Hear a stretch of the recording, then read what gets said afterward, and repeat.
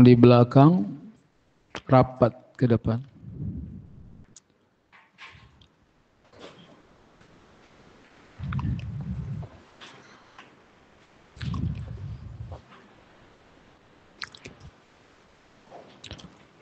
Alhamdulillah nahmaduhu wa nasta'inuhu wa nastaghfiruh wa na'udzu billahi min shururi anfusina wa sayyiati a'malina man yahdihillah fala mudilla lahu wa man yudlil fala hadiya lahu ashhadu an la ilaha illallah wahdahu la syarika lahu wa ashhadu anna Muhammadan abduhu wa rasuluh. Segala puji hanyalah milik Allah. Kita memuji, memohon pertolongan serta mohon ampunan kepadanya. Kita berlindung kepada Allah dari keburukan diri-diri kita dan dari kejahatan amal perbuatan kita. Barang siapa yang diberi petunjuk oleh Allah, maka tidak ada yang bisa menyesatkannya. Namun barang siapa yang disesatkan, maka tidak ada yang bisa menunjukinya. Aku bersaksi bahwa tidak ada Tuhan yang berhak diibadahi dengan benar kecuali Allah, Tuhan yang Maha Esa dan tiada sekutu baginya. Juga bersaksi bahwa Nabi Muhammad sallallahu alaihi wasallam adalah hambanya dan utusannya. Innamal mu'minuna ikhwatun fa aslihu baina akhawaykum. Innamal mu'minuna ikhwatun fa aslihu baina akhawaykum wattaqullaha la'allakum turhamun. Sesungguhnya orang-orang mukmin itu bersaudara, maka damaikanlah di antara saudaramu. Takutlah kamu kepada Allah agar Allah merahmatimu.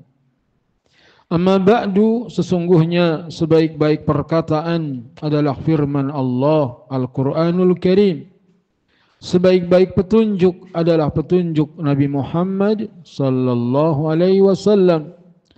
Adapun sejelek-jelek perkara dalam agama adalah perkara-perkara yang baru.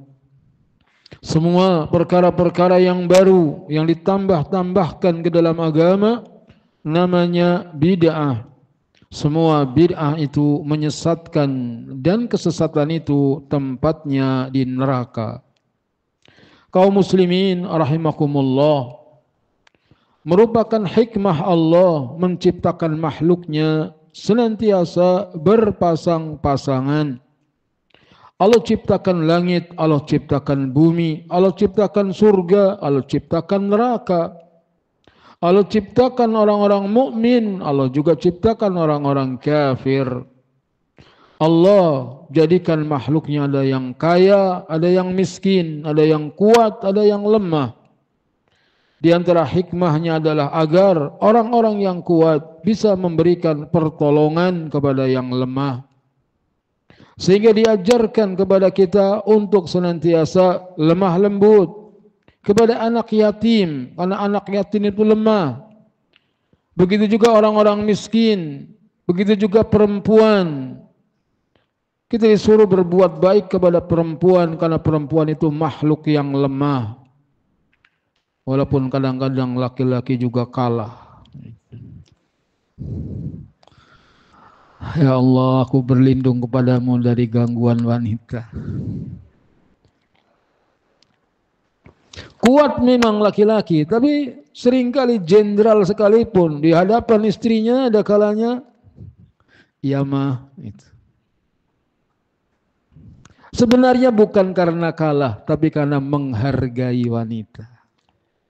Itu kata lainnya. Semoga kita bisa menjadi laki-laki yang mampu menghargai wanita dan wanita-wanita.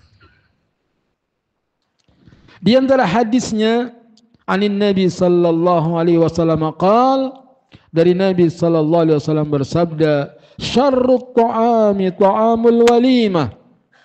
Seburuk-buruk makanan adalah makanan walimah. makanan yang dihidangkan di acara pesta pernikahan. Yumna'uha mayyatiha. Orang yang mau datang diusir, dilarang. Wa yud'a ilaiha mayyabaha. Diundang kepada makanan tersebut orang-orang yang menolaknya. Siapa yang diusir? Orang miskin. Pengen ikut makan karena nggak diundang, tidak boleh. Orang kaya, mereka sebenarnya nggak butuh makanan itu, udah biasa. Tapi justru orang kaya yang diundang. Dan ini kebanyakan orang mengadakan pesta pernikahan, yang diundang orang-orang kaya, teman-temannya yang kaya diundang. Yang miskin, ingat aja enggak. Itu sejelek-jelek makanan walimah. Orang yang pengen datang enggak diundang, sementara orang yang enggak kepengen datang justru diundang. Sehingga kalau kita ingin mengadakan acara walimah agar tidak menjadi seburuk-buruk makanan, diundang orang kaya, diundang juga orang miskin, dan mereka berada di satu meja makan yang sama. Diundang juga. Tapi teman-teman pengajian acaranya pagi setelah ijab qabul. Teman kantor, teman acaranya malam di gedung. Dibedakan juga. La ilaha illallah.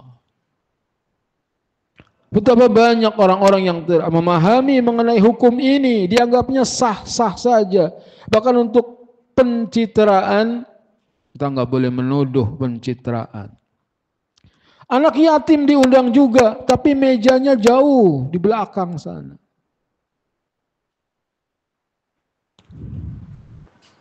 Hendaknya kita tidak memandang manusia dari hartanya, tidak memandang manusia dari pangkatnya, tapi pandanglah manusia dia sama-sama hamba Allah Ta'ala, sama-sama keturunan anak Adam.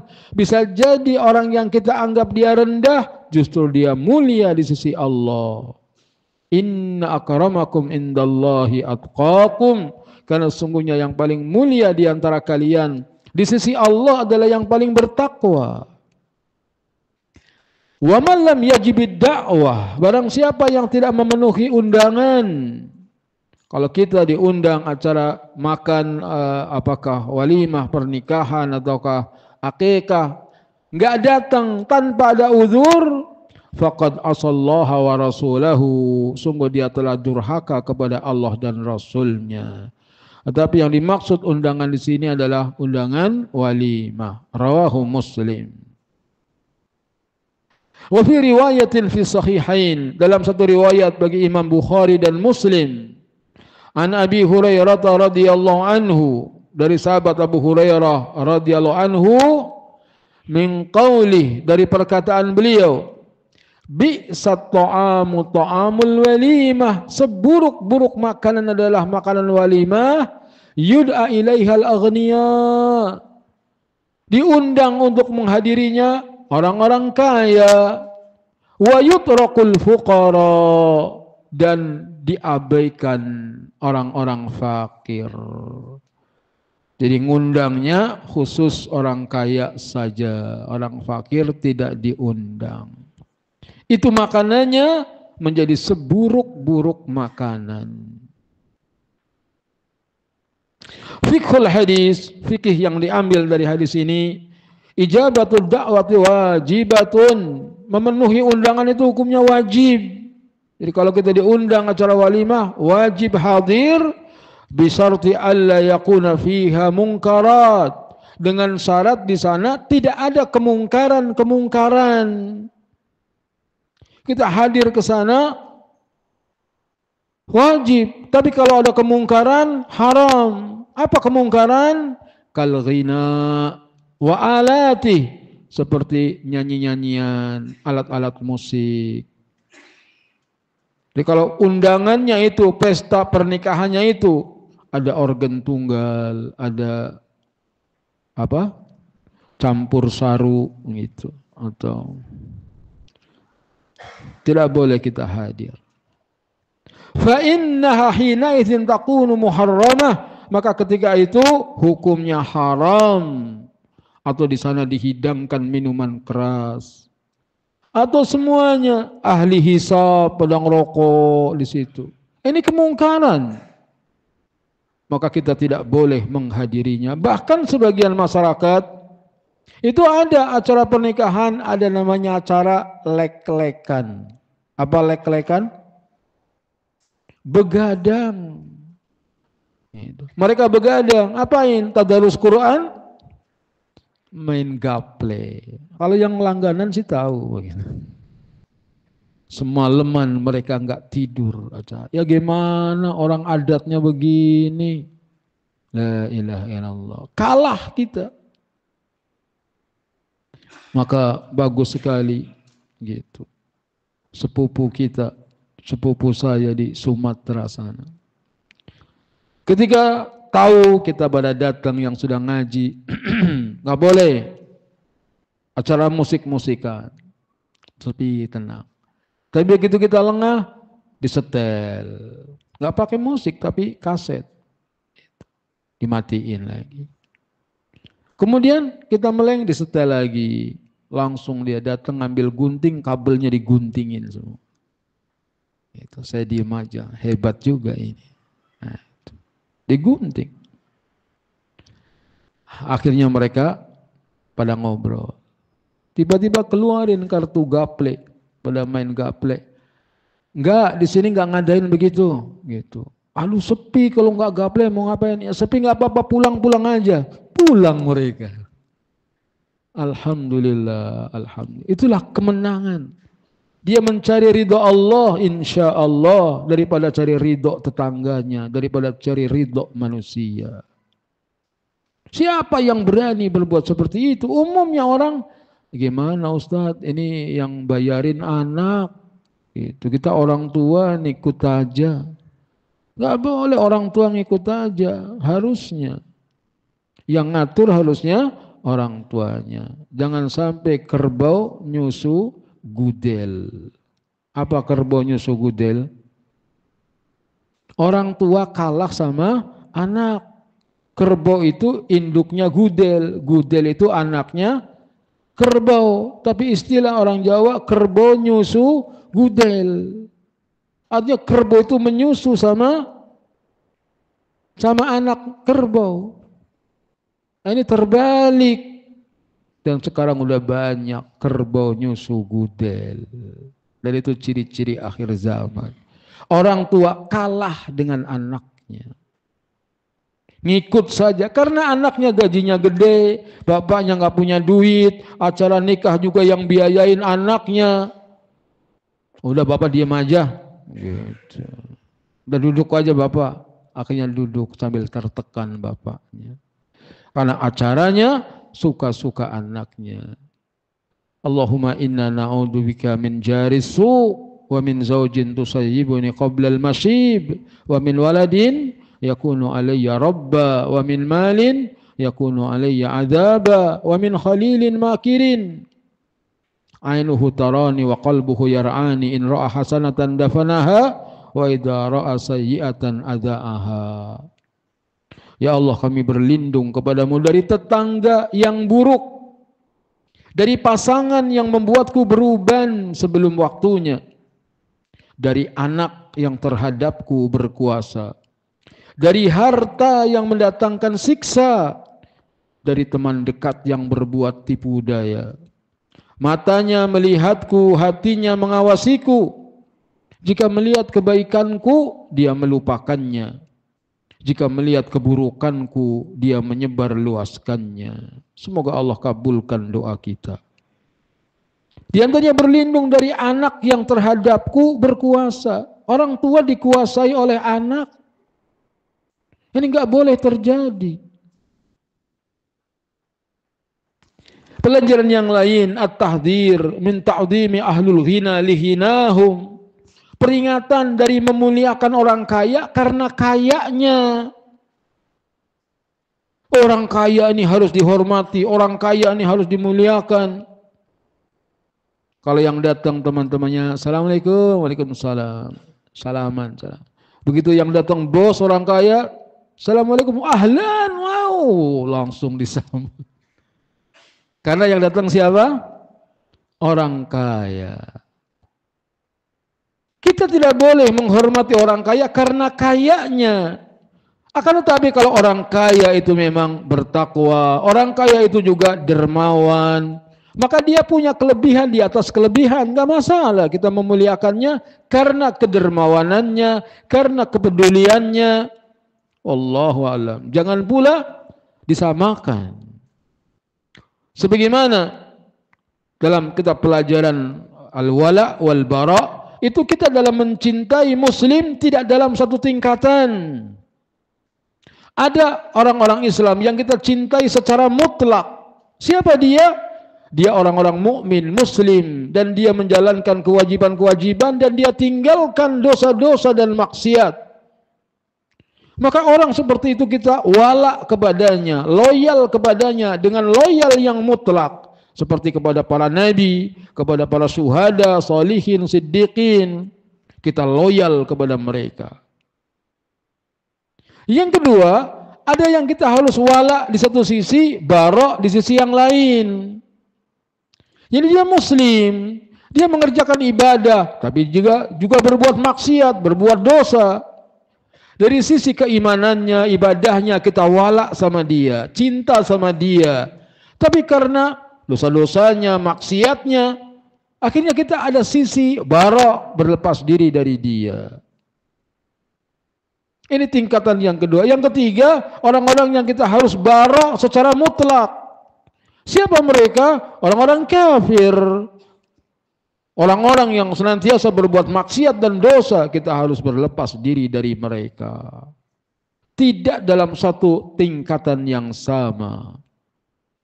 Kata orang Jawa, empan papan. Apa? Empan papan. Bahasa Indonesianya apa? Sesuai sikon. Sesuai apa? Situasi dan kondisi. Bagaimana kondisi orang tersebut? Dia muslim, iya muslim, tapi muslim yang senangnya berbuat maksiat, berbuat dosa. Kita cinta kepadanya dari sisi keimanannya, tapi kita membenci dia dari sisi dosa dan kemaksiatannya. Tidak dicintai secara mutlak orang-orang yang pelaku dosa, pelaku maksiat. Pelajaran yang ketiga, yukhramu takhsisil aghniya'i bid-da'wati dunal fuqara'i fil wala'im. Tidak boleh, haram hukumnya mengkhususkan orang-orang kaya dalam undangan dan meninggalkan orang-orang fakir dalam acara walimah-walimah. Walidzalika yambaghi jam'un nas 'alal walimati fuqara'i wa aghniya. Oleh karenanya wajib kita gabungkan orang fakir dan orang kaya. Karena orang fakir itu hamba Allah, yang kaya juga hamba Allah. Semuanya mati akan menghadap Allah. Dan di hadapan Allah belum tentu orang kaya lebih mulia, belum tentu orang yang fakir itu yang terhina. Ada 3 golongan orang-orang yang paling menyesal nanti katanya di hari kiamat. Yang pertama, orang kaya yang punya karyawan. Orang kaya ini malas ibadah, sibuk mengumpulkan harta. Sementara karyawannya, budaknya, anak buahnya, dia orang-orang yang rajin ibadah. Maka nanti di akhirat, orang kaya itu rendah kedudukannya. Karena malas ibadah. Sementara karyawannya, anak buahnya, pembantunya tinggi derajatnya. Karena dia orang-orang yang tekun, rajin ibadah. Maka menyesal, yang paling menyesal orang kaya itu. Dia banyak duitnya, tapi malas ibadah. Yang kedua, ustadz, kiai, ulama, yang banyak ilmunya. Dia mengajarkan kepada murid-muridnya. Tetapi dia tidak mengamalkan untuk dirinya. Sementara murid-muridnya mungkin gak banyak ilmunya, tapi dia banyak beribadah kepada Allah. Apa yang dia tahu dia amalkan. Maka bisa jadi nanti muridnya ada di surga, naudzubillah, gurunya di neraka. Sebagaimana dalam tafsir surat Al-Baqarah, atamuruna an-nasa bil birri wa tansawna anfusakum wa antum tatluna al-kitab afala taqilun? Apakah kamu menyuruh orang lain untuk berbuat baik, sementara kamu melupakan dirimu sendiri padahal kamu membaca Alkitab? Tidakkah kamu berakal? Dibanting di neraka, pecah perutnya, keluar ususnya, berputar-putar itu di neraka. Para penghuni neraka berkerumun, ya fulan malak, wahai fulan kenapa kamu? Alam takun ta'muru bil ma'ruf wa tanha 'anil munkar? Bukankah kamu dulu di dunia menyuruh orang berbuat baik? Bukankah kamu dulu di dunia mencegah orang dari kemungkaran? Qala innama naqulu wa la naf'al. Dia menjawab, aku dulu cuma ngomong doang tapi tidak mengamalkan. Dia mengatakan amurukum bil ma'ruf wa la ati wa anhaakum 'anil munkari wa ati. Aku menyuruh kalian berbuat baik, tapi aku sendiri tidak mengerjakannya. Sodako, sodako, sodako. Orang lain suruh sodako, dia gampang Antum gak sodako? Gampang. Dia cuma nyuruh orang lain doang. Jangan sombong, jangan sombong, jangan melecehkan orang. Sombong itu batarul hak wa ghamtun nas. Sombong itu menolak kebenaran dan meremehkan orang lain, melecehkan orang lain. Tapi hari-harinya dakwahnya dia melecehkan orang lain, menganggap orang lain enggak ada apa-apanya. Lalu kesombongan apa yang lebih dari itu? Waspadalah. Waspadalah. Itu orang kedua yang menyesal nanti di hari kiamat.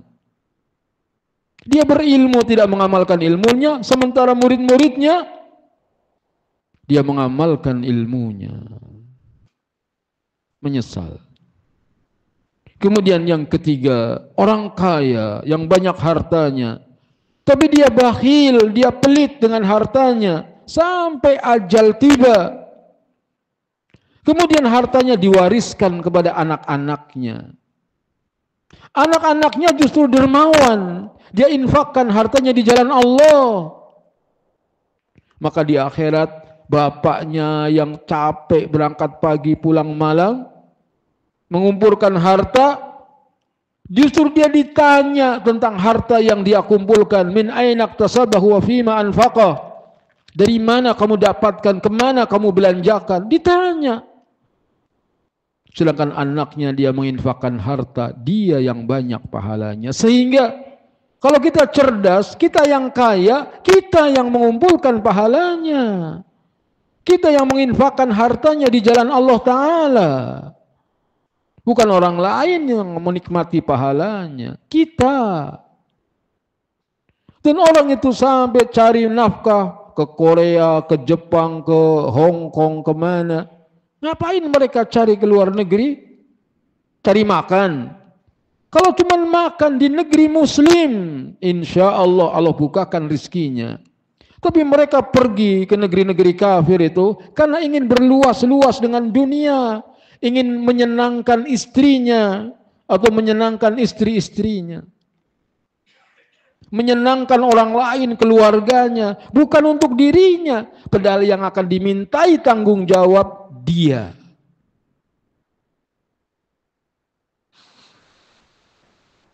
Allahumma inna nas'aluka ilman nafi'a wa rizqan thayyiba wa amalan mutaqabbala.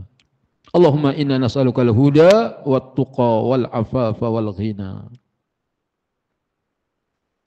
Hadis berikutnya, an Anas radhiyallahu anhu anin Nabi sallallahu alaihi wasallam, dari Anas radhiyallahu anhu dari Nabi sallallahu alaihi wasallam, man ala jariyataini, barang siapa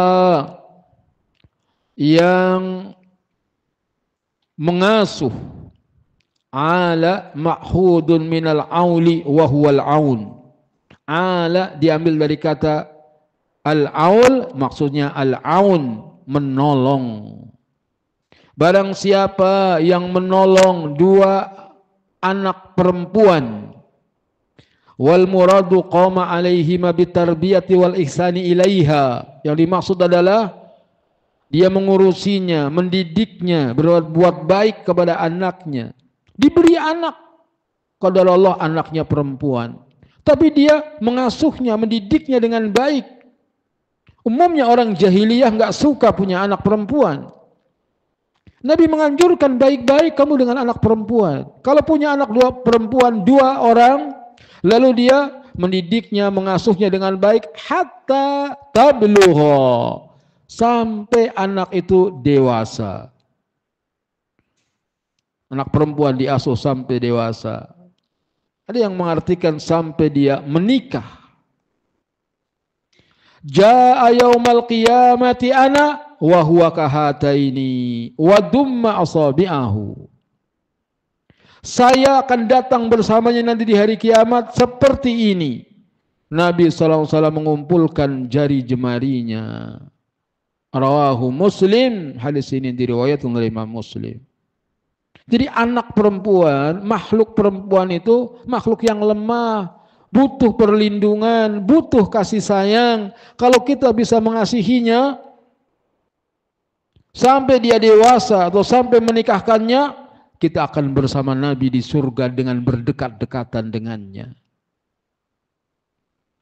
Pahala besar mengasuh anak perempuan. Dan memang ada kalanya anak-anak itu bandel, ngelawan, sabar menghadapi mereka. Hatta tablugha, sampai keduanya dewasa, hatta yasilna ila halatin yastaqilani bi anfusihima, sampai pada kondisi dia bisa berpisah dengan orang tuanya, wadzalika bidukhuli azwajihinna alaihin, yaitu sampai masuknya suami-suami mereka kepada anak gadis tersebut. Jadi kita mengasuh anak perempuan itu sampai dinikahkan. Semoga yang belum menikah segera menikah. Semoga yang jomblo-jomblo dapat jodohnya.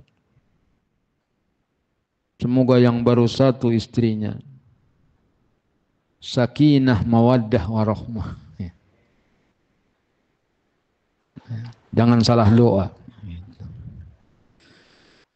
Semoga sakinah, mawaddah, warahmah.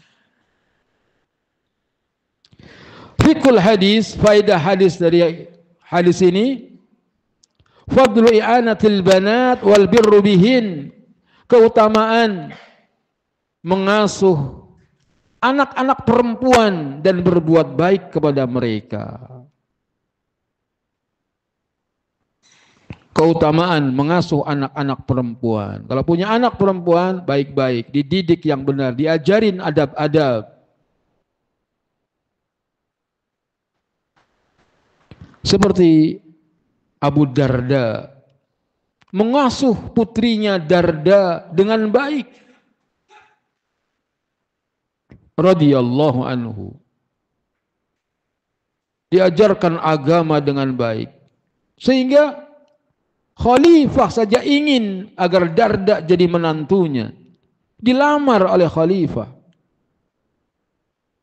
ditolak oleh Abu Darda. Gitu. Sehingga kecewa khalifah. Begitu ulama punya izzah, punya kewibawaan.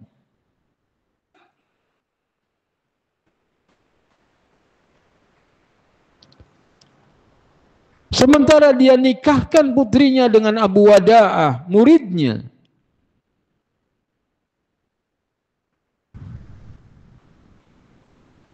Suatu kali muridnya Abu Wada'ah tidak hadir di majelisnya. Kemudian pada pengajian berikutnya ditanya, kenapa kamu pekan kemarin gak ngaji? Ya Syekh,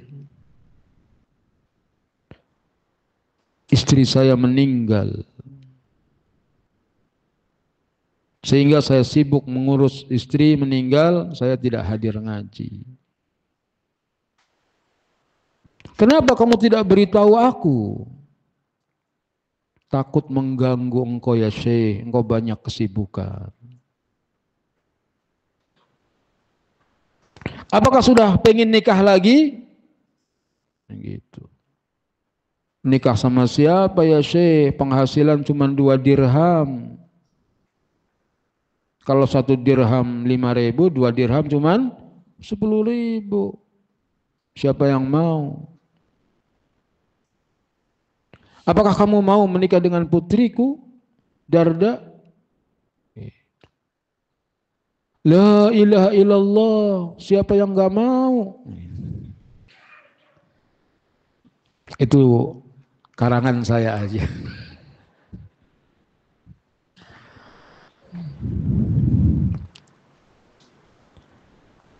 Itu zaman dulu begitu. Zaman sekarang juga ada yang begitu.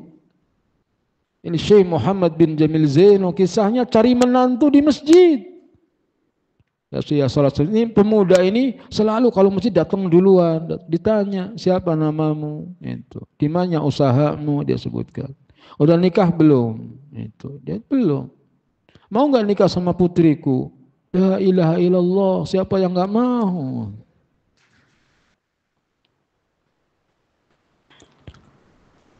Kata Abu Darda, kalau begitu nanti selesai pengajian kamu jangan pergi dulu, tunggu di sini. Akhirnya yang lain bubar, baru ada beberapa muridnya yang belum pulang dipanggil untuk jadi saksi. Saya nikahkan putri saya Darda denganmu. Gak tahu mas kawinnya berapa. Hari itu lagi saum itu Abu Wada'ah. Begitu pulang dia mikir, apa benar aku udah nikah ya? Benar. Begitu lagi sibuk mau buka puasa di rumah, tiba-tiba ada yang mengetuk pintu. Assalamualaikum. Waalaikumsalam. Itu. Siapa? Lalu dia sebutkan namanya. Dia nggak ngira kalau itu adalah gurunya. Ada apa ya Syekh? Itu. Tidak baik engkau bermalam sudah menikah tanpa ditemani istri. Ini aku antarkan putriku kepadamu. Kaget itu. Kepanjangan ceritanya lain waktu.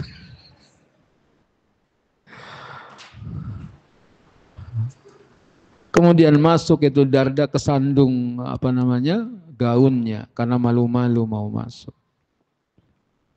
Kemudian Abu Wada'ah memanggil tetangga-tetangganya. Wahai tetanggaku, datang ke rumahku, tolong temani istriku, aku habis menikah dengan putrinya Abu Darda, yakni Darda. Tetangganya, ego apa dia? Dilamar khalifah aja ditolak, masa nikah sama dia. Ternyata benar. Lalu Abu Wada'ah memanggil ibunya. Kasih tahu ibunya. Kata ibunya, jangan kamu dekati dia sebelum aku didik dia 3 hari. Dididik lagi. Itu mertua zaman dulu, menantu datang, dididik, diajari. Gimana caranya kalau kamu makan, itu ditemenin suamimu. Itu. Istri zaman sekarang itu masak apa? Lihat aja sendiri.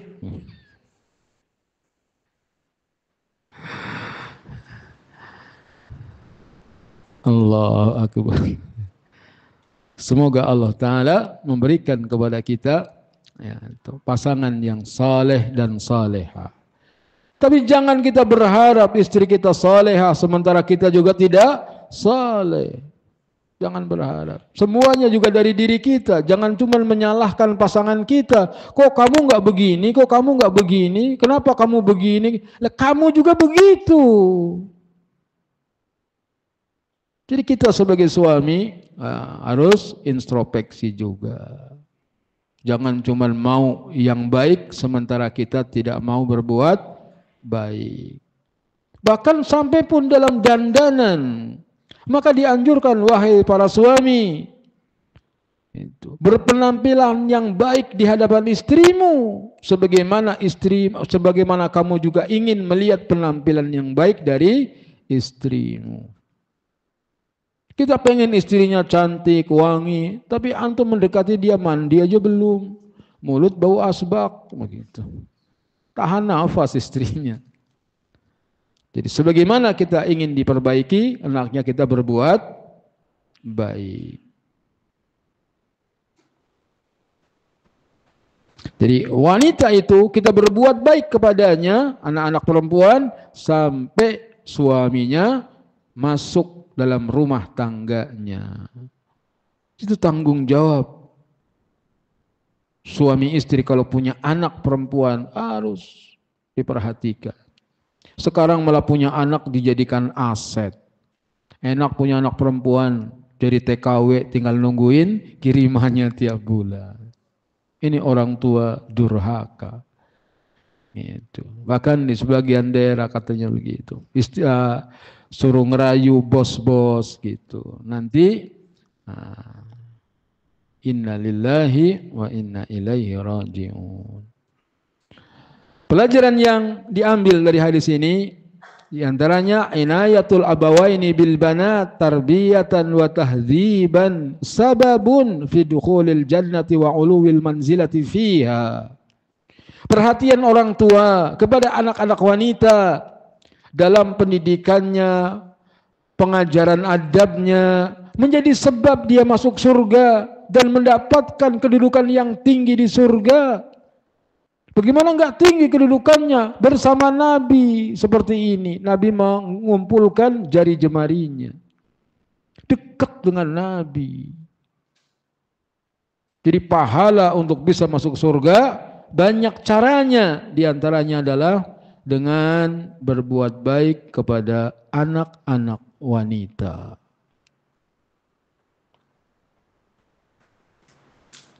Sudah masuk waktu Isya. Adzan.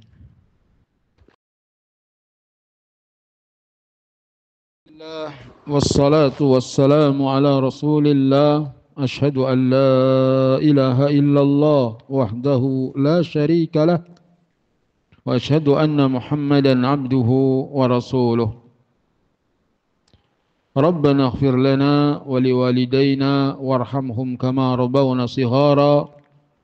ربنا اغفر لنا ولإخواننا الذين سبقونا بالإيمان ولا تجعل في قلوبنا غلا للذين آمنوا ربنا إنك رؤوف رحيم ربنا آتنا في الدنيا حسنة وفي الآخرة حسنة وقنا عذاب النار آمين. عن عائشة رضي الله عنها قالت, dari Aisyah radhiyallahu anha dia berkata, Aisyah ummul mukminin, dakhalat alayya imra'atun wa ma'aha ibnatani laha tas'al.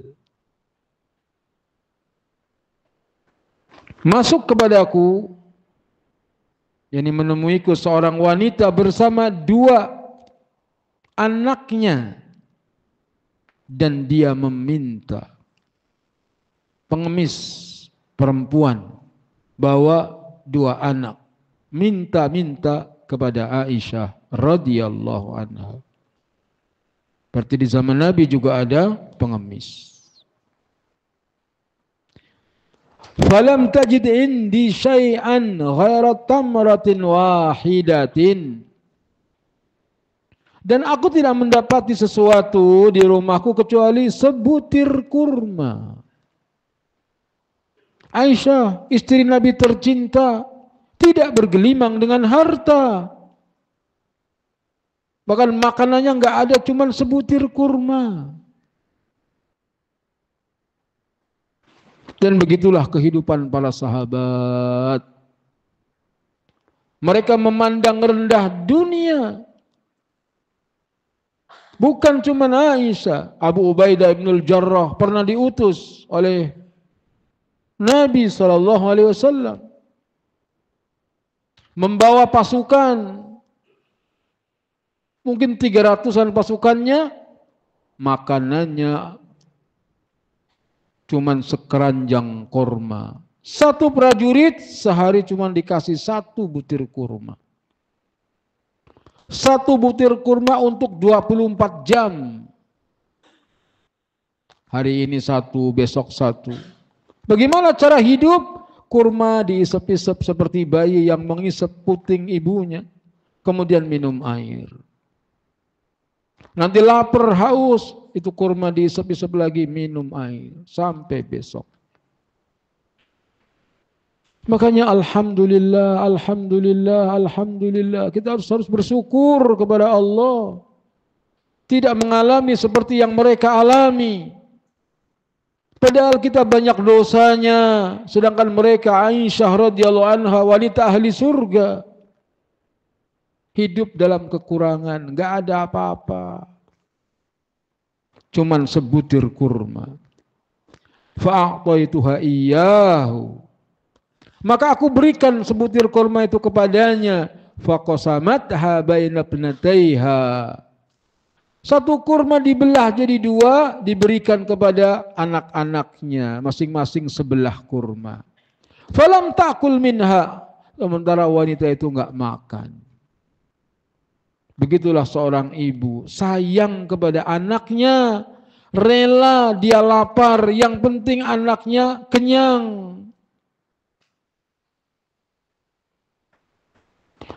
Maka bagaimana kita dendam sama orang tua? Nggak boleh. Orang tua itu sayang sama kita. Kalau kita nggak dipenuhi keinginannya, kita nggak dipenuhi kebutuhannya, bukan karena orang tua nggak mau memenuhi. Orang tuanya lagi nggak punya. Maka kalau kita jadi anak, hendaknya kita menyadari kondisi orang tua kita. Lihat ini gambaran seorang ibu. Tsumma qamat fa kharajat. Kemudian wanita itu pun bangun dan pergi. Fadakhala an-nabiy sallallahu alaihi wasallam alaina. Lalu Nabi sallallahu pun pulang menemui kami. Fa akhbartuhu. Aku pun kabarkan kepada beliau.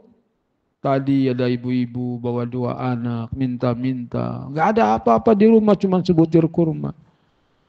Begitu aku berikan kurma kepadanya, dibelah jadi 2 kurma itu, masing-masing sebelah-sebelah diberikan kepada anak-anaknya, sementara wanita itu enggak makan apa-apa lalu pergi. Faqal, maka Nabi sallallahu alaihi wasallam bersabda, "Man ibtuliya min hadhil banati bi syai'in fa ahsana ilaihin kun lahun sitran minan nar." Kunna lahu sitran minan nar. Muttafaqun alaih. Kata Nabi, barang siapa yang diuji dengan anak-anak perempuan dengan sesuatu, lalu dia berbuat baik kepada mereka, maka itu akan menjadi benteng dari api neraka. Hadis muttafaqun alaih.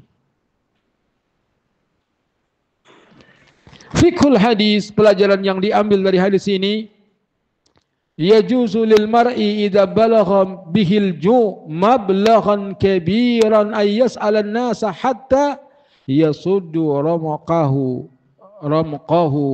wa yaqdi 'alal ju'.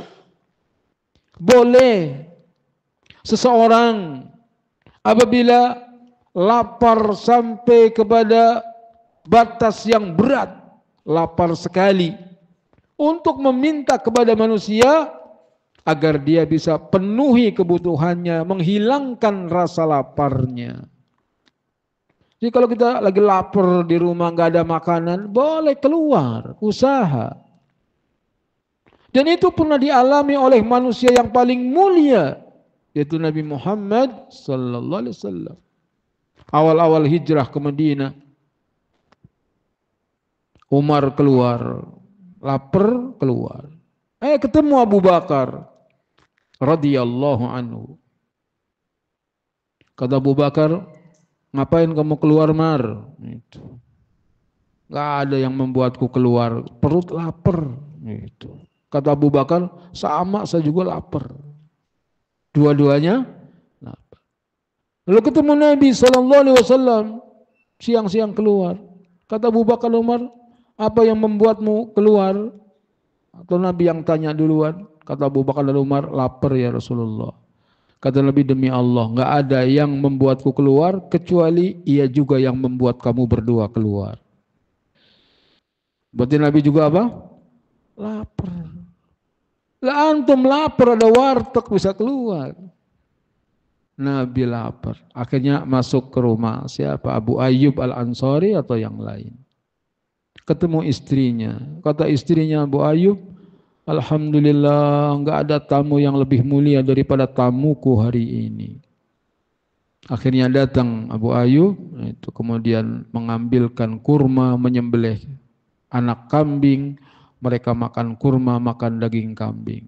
Begitu dah kenyang, kata Nabi SAW, sungguh atas nikmat-nikmat inilah kita akan ditanya nanti di hari kiamat. Kita keluar dalam keadaan lapar, belum juga sampai pulang kita sudah kenyang. Latus alunna yauma idzin anin naim. Sungguh akan ditanya nikmat-nikmat itu. Nabi itu begitu makan enak, kenyang, nah itu ingat ya Allah dapat nikmat banyak, akan ditanya nih kita. Sementara orang makan kenyang enak, ngantuk ya, itu. Habis makan apa? Tidur. Tidak mikir nih energinya buat ibadah apa. Pelajaran yang kedua, istighbabut tasdiqu bima yaqdaru alaihi al-insan walau kana yasira. Disukainya kita untuk sedekah dengan apa yang kita sanggup, walaupun dengan sesuatu yang sedikit. Jadi sedekah walaupun sebutir kurma. Ittaqun nar walau bisikki tamrah. Bebaskan kalian dari api neraka walaupun separuh kurma. Pelajaran yang ketiga, syiddatu atfil abawaini ala abnaihima. Betapa lembutnya kedua orang tua kepada anak-anaknya. Jadi sifat orang tua memang lembut, sayang kepada anak. Sebaliknya, sifat anak kebanyakan lupa sama orang tua. Itu udah dari kodratnya manusia begitu. Maka yang sering diingatkan adalah agar anak berbakti kepada orang tua. Jarang diingatkan orang tua agar sayang sama anak, jarang. Kenapa? Karena udah jadi fitrahnya. Namanya orang tua pasti sayang sama anak. Sebaliknya anak, ada yang berbakti, banyak yang durhaka. Semoga kita menjadi anak-anak yang berbakti kepada orang tua. Pelajaran yang keempat, riayatul banati. Wa in kunna mawdi'u qarahati 'inda ba'dhan nas sababun fi rahmatillah. Memelihara anak-anak perempuan. Walaupun menurut sebagian orang anak perempuan itu sesuatu yang tidak disukai, maka itu akan menjadi sebab turunnya rahmat Allah, kasih sayang Allah. Jadi orang jahiliyah nggak suka kalau punya anak perempuan. Justru Islam menganjurkan baik-baik sama perempuan. Pelajaran yang lain, bayan halu buyutati Rasulullah SAW wa anna rizquhu kana kafafan.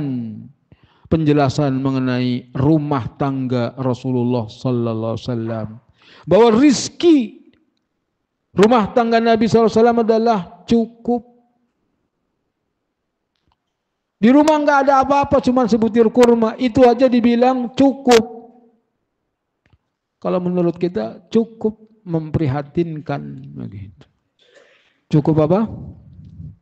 Coba nggak ada apa-apa, cuma sebutir kurma. Itu rumah tangga Nabi sallallahu alaihi wasallam. Coba istri kita tiap hari cuma sebutir kurma di rumah, nggak nyampe sebulan minta cerai. Jadi qanaahnya luar biasa itu. Aisyah radhiyallahu anha sabar cuman sebutir kurma. Pelajaran yang lain, bayan fadlul itsari min samatil mu'minin. Penjelasan bahwa al-itsar, mengutamakan orang lain padahal kita butuh, ini adalah tabiatnya orang mukmin. Jadi orang mukmin itu saya butuh, tetangga butuh, tapi saya masih bisa bertahan lah. Bantu dulu orang lain. Bukan orang-orang yang ngapain kamu ngasih sama orang, kita aja lapar. Kita lapar tapi masih bisa bertahan. Sementara orang lain kita nggak tahu, mungkin dia sudah dari kemarin lapar, kita baru hari ini. Datang tamu menemui Nabi Sallallahu Alaihi Wasallam. Nabi nggak punya sesuatu yang bisa untuk menjamu tamu. Maka Nabi Sallallahu Alaihi Wasallam mengatakan, siapa yang mau terima tamuku pada malam ini? Seorang sahabat mengatakan, saya ya Rasulullah.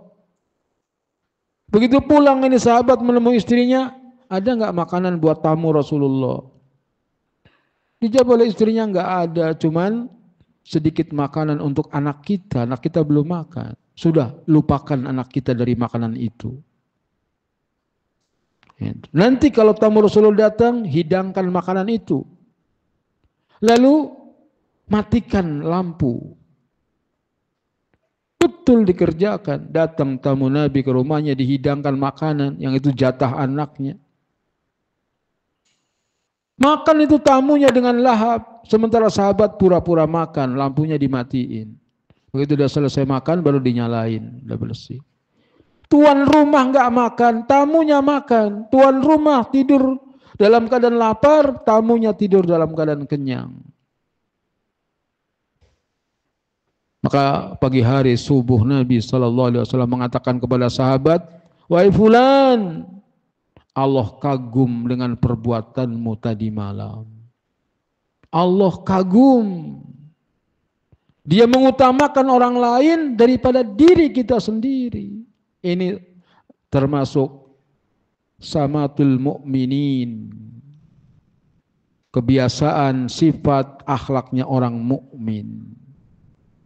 Faqad atharat Aisyatu tilkal mar'ah wabnataiha ala nafsiha, karena Aisyah di sini lebih mengutamakan wanita itu dan kedua anaknya daripada dirinya.